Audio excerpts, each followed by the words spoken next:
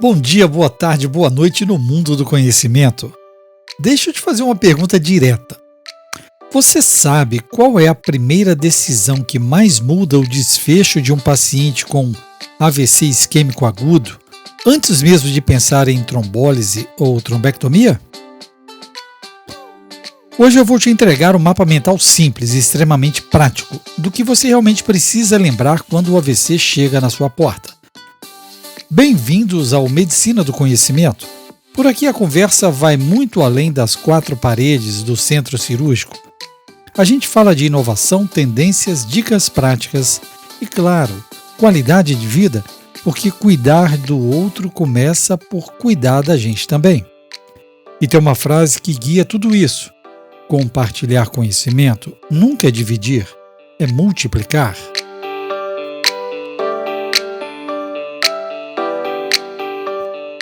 Eu sou Pablo Guzmão, anestesiador, e junto com você a gente descomplica a medicina de um jeito leve, curioso e aplicável, sem perder a profundidade.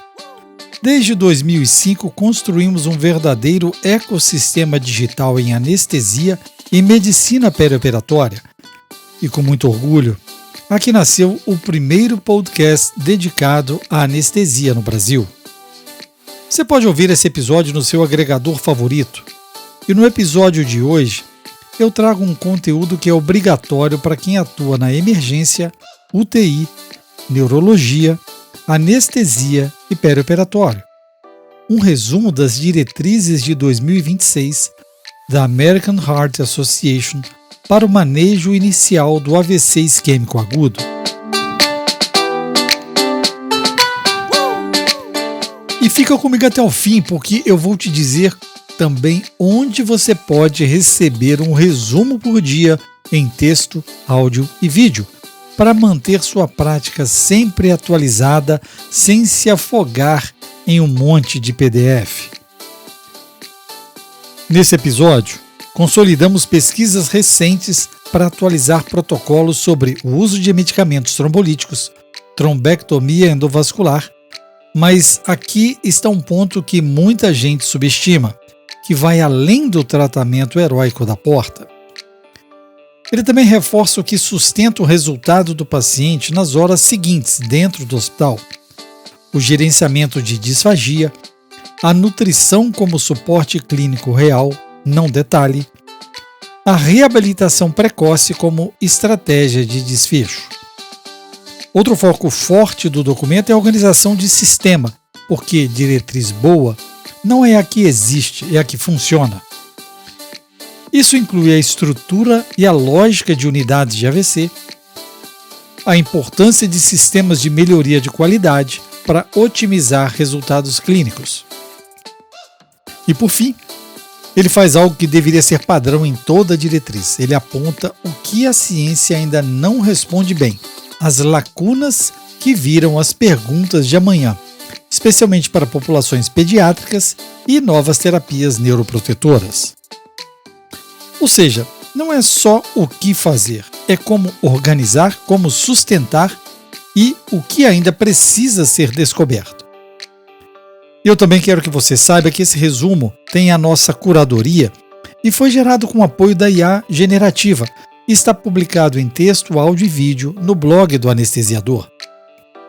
Lá você encontra resumos diários de grandes artigos em medicina perioperatória. Se você quer ser um early adopter, vem comigo! Na área de assinantes, você recebe um resumo por dia em texto, áudio e vídeo. É o tipo de rotina que muda a prática: pouco tempo, alto impacto, consistência. Olá, seja muito bem-vinda, seja muito bem-vinda ao nosso papo de hoje. E como sempre, um agradecimento super especial a quem nos acompanha por ser assinante do blog do anestesiador e por fazer parte do nosso ecossistema digital Medicina do Conhecimento. Olha, a nossa mesa hoje está coberta com as páginas de um documento que, sem exagero nenhum, vai chacoalhar a prática clínica. É a nova diretriz de 2026 para o manejo precoce de pacientes com acidente vascular cerebral isquêmico agudo, recém-saída do forno pela American Heart Association e American Stroke Association. Nossa missão aqui é ir um pouco além de um resumo. A gente vai dissecar as atualizações que realmente importam, sabe? Aquelas que mudam condutas na emergência, na UTI e que vão gerar muita discussão. Muita discussão, exatamente. E acho que o ponto de partida, o que define o tom de toda essa conversa, é que a gente não está falando de um mero update. Não é só um remendo. De jeito nenhum. Não é um adendo.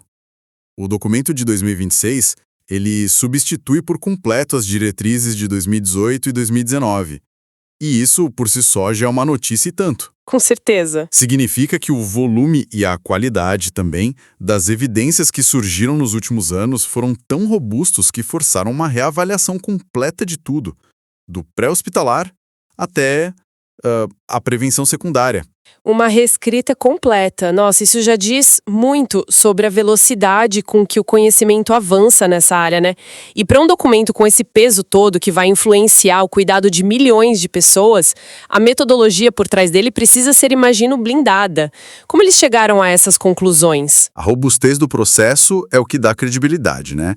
Eles fizeram uma busca sistemática, assim, massiva na literatura, Medline, PubMed, Cochrane Library, cobrindo tudo que foi publicado desde a última diretriz, e a peneira foi fina, sabe?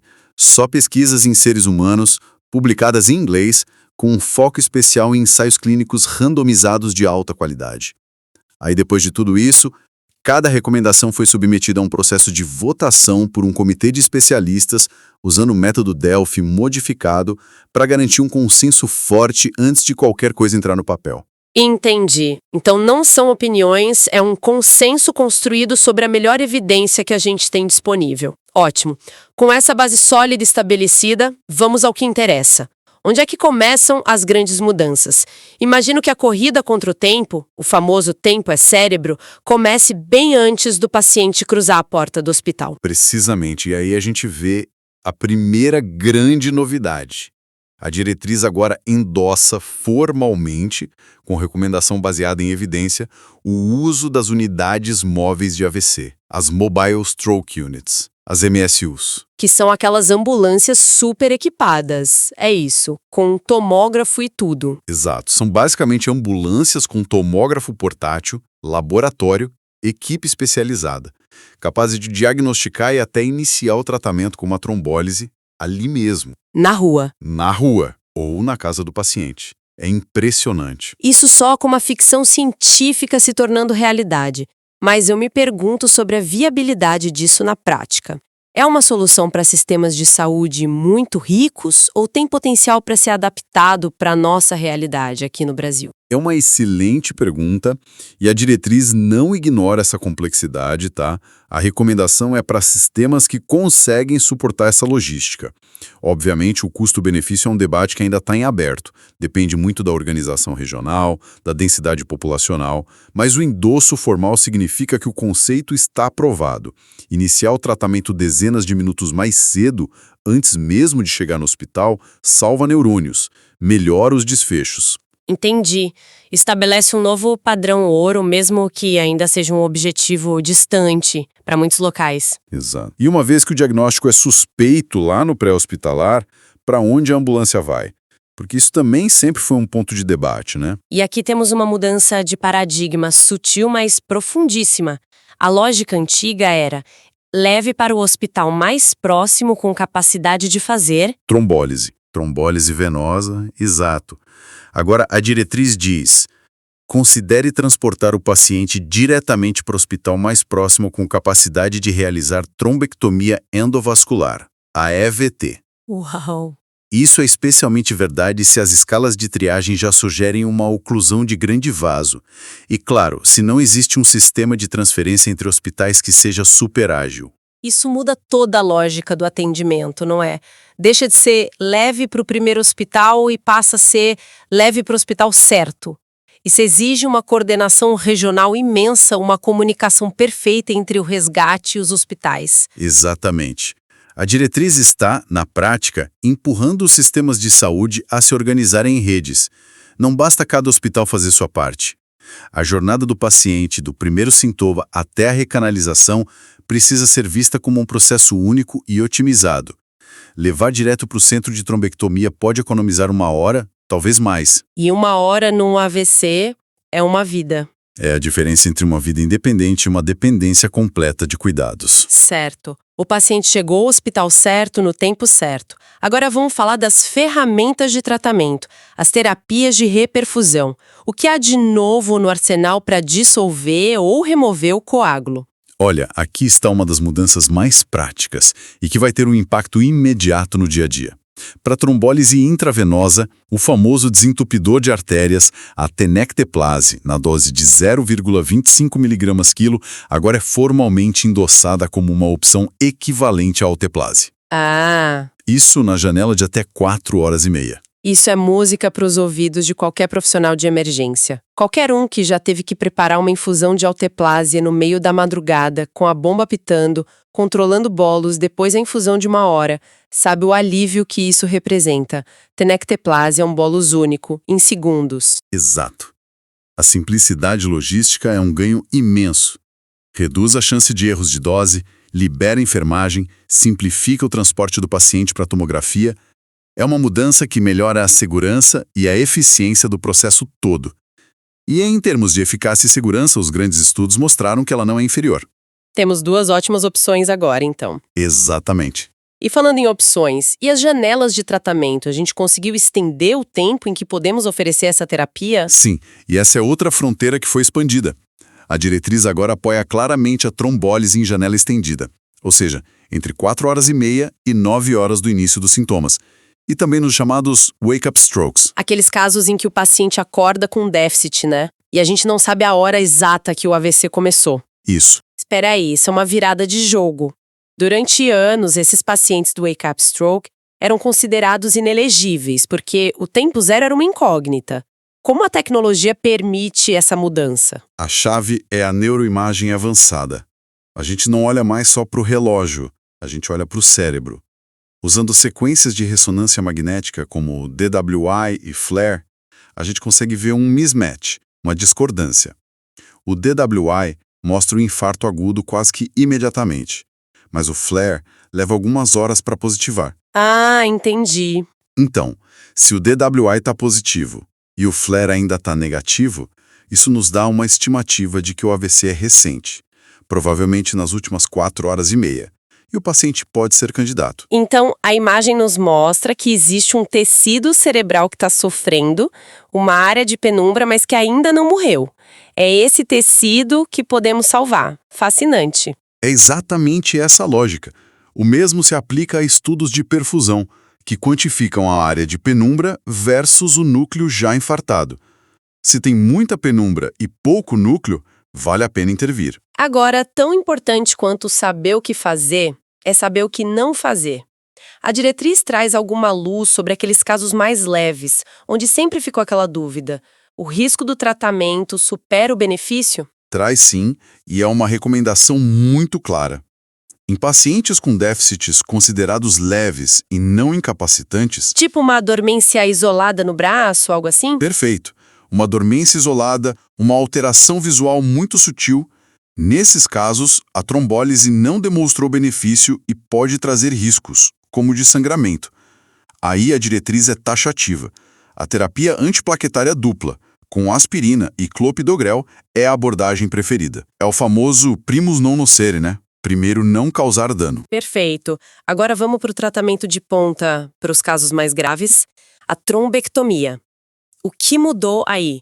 Os critérios de elegibilidade também foram significativamente expandidos. Uma das maiores novidades é a inclusão de pacientes com o que a gente chama de large cores. Que seriam áreas de infarto já estabelecido na tomografia, maiores do que se aceitava tratar antes, certo? A gente olhava a imagem, via uma área escura, grande e assumia que o dano era irreversível. Exatamente. A sabedoria convencional dizia que recanalizar a artéria nesses casos poderia levar a um sangramento catastrófico, sem benefício clínico. No entanto, estudos recentes mostraram que, em pacientes bem selecionados, mesmo com núcleos isquêmicos maiores, a trombectomia ainda pode levar a melhores desfechos funcionais. Isso abre uma porta de esperança para um grupo de pacientes que antes tinham uma situação bem complicada. Sem dúvida. E sobre a localização do coágulo? tem novidades para os AVCs de circulação posterior que afetam o tronco cerebral e são tão graves? Sim, e é uma recomendação muito forte. Para pacientes com oclusão da artéria basilar, que são casos gravíssimos, a trombectomia é fortemente recomendada. Isso para aqueles que se apresentam em até 24 horas do início dos sintomas e têm um NISS, a escala de gravidade, de 10 ou mais. Então isso solidifica a trombectomia como o padrão ouro para esses pacientes. Com certeza. Antes, eles tinham uma mortalidade altíssima. Fantástico, mas o cuidado do AVC não termina na reperfusão. E o manejo de suporte na UTI? Glicemia, pressão, o que mudou nesses pilares? E aqui, olha, temos duas das recomendações mais disruptivas da diretriz, que vão contra dogmas que a gente tinha. A primeira é sobre o controle glicêmico. Por anos, a gente buscou um controle intensivo da glicose em pacientes críticos com metas rígidas, tipo 80-130. A nova diretriz diz: não façam isso. Uau, isso vai contra muito protocolo de UTI pelo mundo. Por que a mudança? Porque os estudos mostraram que esse controle intensivo, além de não melhorar os desfechos neurológicos, aumenta e muito o risco de hipoglicemia grave. E hipoglicemia é péssima para o cérebro isquêmico. Exatamente. É extremamente danosa para o cérebro que já está sofrendo. Então a recomendação é ser menos agressivo, tolerar níveis um pouco mais altos e, acima de tudo, evitar a hipoglicemia. Uma mudança em tanto. E a pressão arterial? Outro tópico sempre polêmico. Que a recomendação é ainda mais forte. É uma das poucas recomendações classe 3. Dano. Em pacientes com oclusão de grande vaso, que foram recanalizados com sucesso pela trombectomia, a redução intensiva da pressão sistólica para um alvo abaixo de 140 nas primeiras 72 horas é prejudicial e não recomendada. Prejudicial. Essa palavra tem um peso enorme numa diretriz. É um sinal vermelho gigante dizendo: pare de fazer isso. Qual o mecanismo por trás desse dano? Acredita-se que após a recanalização, a autorregulação cerebral ainda está toda comprometida. Baixar a pressão de forma muito agressiva pode causar hipoperfusão na zona de penumbra, aquela área vulnerável, e acabar aumentando o dano final. Então a mensagem é: nesse cenário específico, mais baixo não é melhor. Não é melhor. É preciso ter cautela e permitir uma hipertensão permissível por um período. Essas duas recomendações sozinhas já valem a leitura da diretriz inteira. E sobre populações específicas? Crianças, por exemplo, sempre foram um desafio. E pela primeira vez, temos um avanço significativo aí. A diretriz agora inclui recomendações para o tratamento intervencionista em pacientes pediátricos. Ela reconhece a segurança e o benefício potencial da trombectomia em casos selecionados em crianças. Isso é um marco, porque fornece uma base de evidência para guiar decisões onde os dados sempre foram muito escassos, né? Com certeza. E com tantas respostas novas, imagino que também tenham surgido muitas novas perguntas. Um documento como este também serve para apontar o caminho, certo? O que a diretriz aponta como as grandes lacunas no conhecimento? Sim, o comitê foi muito honesto sobre o que a gente ainda não sabe. Uma área crítica é a educação pública. Por que as pessoas demoram tanto para reconhecer os sinais do AVC e ligar para a emergência? Verdade. Outra lacuna enorme está no pré-hospitalar. A gente precisa de ferramentas melhores para avaliar a gravidade do AVC em campo e decidir o destino do transporte com mais precisão. E dentro do hospital, quais as perguntas que ainda nos tiram o sono? Muitas. Por exemplo, quais são os alvos de pressão ideais antes da terapia de reperfusão? Ainda não temos uma resposta definitiva. Uma questão fascinante que eles levantam é se o simples posicionamento da cabeça do paciente a 0 grau, totalmente deitado, antes da trombectomia, poderia melhorar a perfusão. É algo simples, barato, mas que precisa ser testado. Que interessante. E claro, ainda precisamos de mais dados para populações específicas, como crianças com doença falciforme, por exemplo. Juntando todas as peças, então, se fôssemos destilar as mensagens mais impactantes para quem está na linha de frente, o que a gente diria? Para mim, a chegada da tenecteplase como uma opção mais simples é algo gigantesco. A expansão dos critérios para trombectomia também. E talvez o mais importante são esses alertas sobre o que não fazer. não perseguir metas glicêmicas rígidas e principalmente não baixar a pressão agressivamente depois de uma trombectomia bem-sucedida. Concordo 100%. E para fechar com uma provocação, sabe? O que é fascinante é que a diretriz materializa o conceito de tempo é cérebro, não só como um slogan, mas como um manual de organização de sistemas.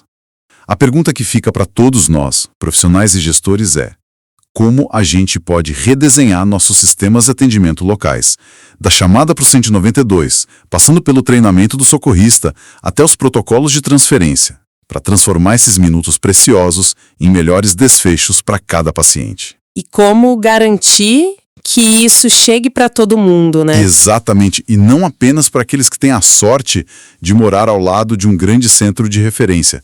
Essa talvez seja a próxima grande fronteira a ser vencida. Chegamos ao fim de mais um episódio do nosso podcast Medicina do Conhecimento. Eu espero que esse conteúdo tenha sido tão útil para você quanto foi para mim. Se você gostou, compartilhe esse episódio com um colega, deixe o seu comentário e sua sugestão e me diga qual tema você quer ver nas próximas semanas. E se você quiser entrar no nosso grupo e testar a experiência VIP do blog, manda uma mensagem lá no Instagram, @Medicina do Conhecimento. Eu te ofereço um mês gratuito para experimentar. Quer se conectar com a gente? Passa lá no www.medicinadoconhecimento.com.br e ouça a nossa rádio web, Ciência e Informação, a qualquer momento e em todo lugar. E os nossos podcasts estão em todas as principais plataformas: Spotify, Deezer, SoundCloud, Apple Podcast, YouTube e até na Alexa. Eu te falo que o seu feedback vale ouro. Manda aí uma pergunta, sugestão, comentário. Quem sabe o próximo tema não nasce da sua ideia. E se curtiu, compartilha, deixa o like e segue no Instagram, @Medicina do Conhecimento. Porque aqui, compartilhar é multiplicar.